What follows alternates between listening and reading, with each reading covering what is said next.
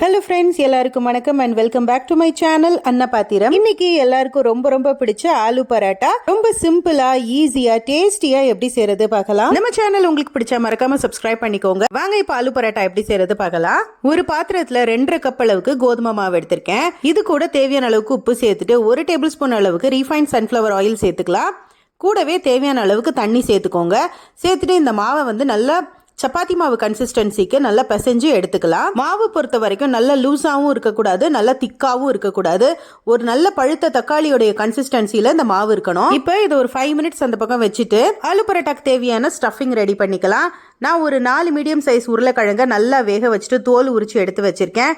இப்போ அதை மசிச்சுட்டு ஒரு 2 கைப்பிடி அளவுக்கு குட்டி குட்டியா கட் பண்ண வெங்காயம், 1 டீஸ்பூன் அளவுக்கு காஷ்மீரி சில்லி பவுடர், தேவையான அளவுக்கு உப்பு, கொஞ்சமா கரம் மசாலா பவுடர், கூடவே கொஞ்சமா பொடி பொடியா கட் பண்ணி வச்சிருக்கிற கொத்தமல்லி இலை எல்லாத்தையும் சேர்த்துட்டு இதுல போட்டிருக்கிற உப்பு காரம்லாம் வந்து நல்லா மிக்ஸ் ஆகுற மாதிரி ஒரு ஸ்பூன் வச்சு நல்லா மிக்ஸ் பண்ணி விட்டுருங்க. அதுக்கப்புறமா கையை வச்சுட்டு இது எல்லாத்தையும் நல்லா மிக்ஸ் பண்ணி எடுத்துருங்க.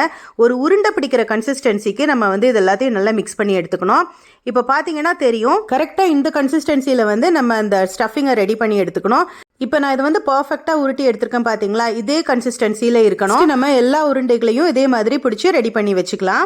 ஸ்டஃபிங் வந்து ரெடி பண்ணதுக்கு அப்புறமா நம்ம ரெடி பண்ணி வச்சிருக்கிற கோதுமை மாவுலேருந்து கொஞ்சமாக எடுத்துட்டு, இந்த மாவுடைய அளவு அப்படின்னு பார்த்தீங்கன்னா நம்ம ஸ்டஃபிங் எடுத்து வச்சிருக்கோம் பார்த்தீங்களா, அதை விட கொஞ்சம் அதிகமாக இருக்கணும். இப்போ இந்த மாவை நான் செய்யறது மாதிரி ஒரு கப் மாதிரி ரெடி பண்ணி வச்சுக்கோங்க.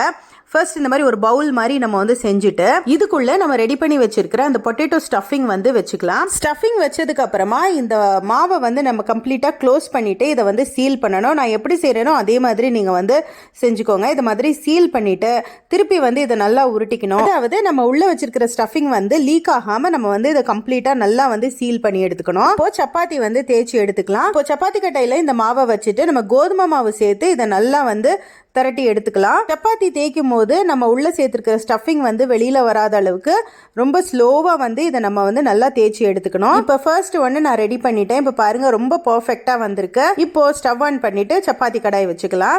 கல் வந்து நல்லா சூடானதுக்கு அப்புறமா நம்ம ரெடி பண்ணி வச்சிருக்கிற சப்பாத்தி இதுல சேர்த்துட்டு ஃபர்ஸ்ட் இதை ஒரு சைடு நல்லா குக் பண்ணி எடுத்துக்கோங்க. அதுக்கப்புறமா இதை திருப்பி போட்டு இன்னொரு சைடும் நல்லா குக் பண்ணி எடுத்துட்டு 2 சைடும் ஓரளவுக்கு நல்லா குக் ஆனதுக்கு அப்புறமா தான் நம்ம இதுல வந்து நெய் இல்லைன்னா பட்டர் வந்து அப்ளை பண்ணிக்கணும். இதே ப்ரொசீஜர்ல 2 சைடும் நம்ம வந்து நெய் வந்து அப்ளை பண்ணிக்கலாம்.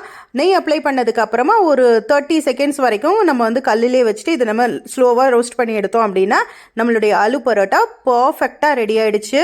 இதே ப்ரொசீஜர்ல நம்ம கிட்ட இருக்கிற மற்ற எல்லா மாவையும் வந்து நம்ம பரோட்டாவா செஞ்சு எடுத்துக்கலாம். எல்லா பரோட்டாவும் ரெடி பண்ணியாச்சு. இந்த ஆலு பரோட்டாக்கு சைட் டிஷ் தேவைப்படாது. சைட் டிஷ் வேணும் அப்படின்னு நினைச்சீங்கன்னா கொஞ்சமா தயிர்ல உப்பு போட்டு இந்த ஆலு பரோட்டா தொட்டு சாப்பிட்டீங்கன்னா சூப்பரா இருக்கும். இல்லைன்னா கொஞ்சம் பட்டர் வச்சுட்டு அந்த பட்டர்ல தொட்டு சாப்பிட்டோம்னாலும் ரொம்ப டேஸ்டா இருக்கும். சில பேருக்கு இதோட ஊறுகாய் வச்சு சாப்பிடவும் ரொம்ப பிடிக்கும். இந்த ரெசிபி ட்ரை பண்ணி பாருங்க. வீடியோ பிடிச்சா லைக் பண்ணி சப்ஸ்கிரைப் பண்ணுங்க. இன்னொரு வீடியோல பார்க்கலாம். Bye bye.